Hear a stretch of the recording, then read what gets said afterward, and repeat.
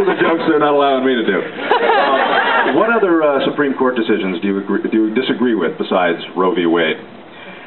Well, there's, of course, in the great history of America, there have been rulings that there's never going to be absolute consensus by every American, and there are those issues, again, like Roe v. Wade, where I believe are best held on a state level and addressed there. So, you know, going through the history of America, there would be others, but...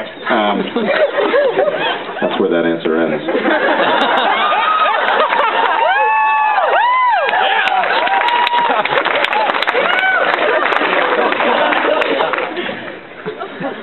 Can you think of any? I would think of any, again, that could best be dealt with on a more local level. Maybe I would take issue with, but, you know, as mayor and as a governor and even as vice president, if I'm so privileged to serve, wouldn't be in a position of changing those things, but in supporting the law of the land as it reads today.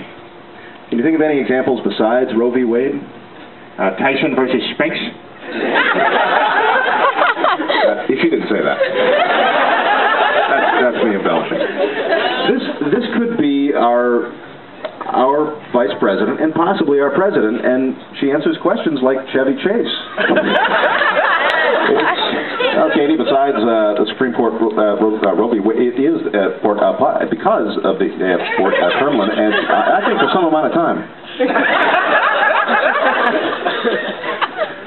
Sarah Palin is also very pro-life, of course, unless the life is that of an Iraqi civilian or a wolf running frantically from a roaring helicopter while being strafed with ribbons of automatic weapons fire.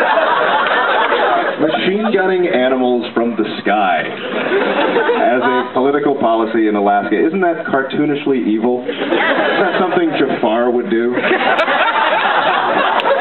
Do we want to elect Shredder, our vice president? That's awesome. The fact... That's the idea, thanks. The fact is, your generation is going to be left with some very serious problems, and most of them were created by the very people who want you to keep them in power in November.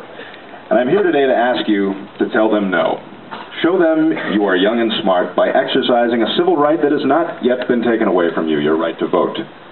Yes. Help us all by electing the man who will steer America into the future, away from more of the same, the only candidate who will cut middle-class taxes, who will make health care and college education affordable to everyone, not just the rich, who will protect our environment with vigilance.